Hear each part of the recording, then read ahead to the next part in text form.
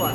Okay. And the store manager knows that the You store need to be closes 6 at feet apart from me, hun. Okay. Do you know the social Well, distancing? you're not following our directions. I'll leave, but I honestly, you're gonna get fired.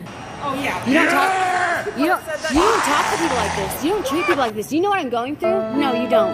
Can somebody call a manager, please? Would you like to speak to the You're manager? screaming. Somebody call a manager, please.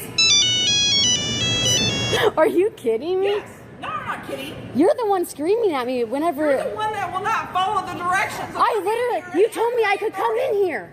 You told me I could come in No, here. I told you you could meet your friend right here at the register to pay for his stuff. You said You didn't say something that. in line. I literally went to go meet him, and then you started screaming at me. Why are you screaming at me, hun? You cannot go. Do you know how to treat people?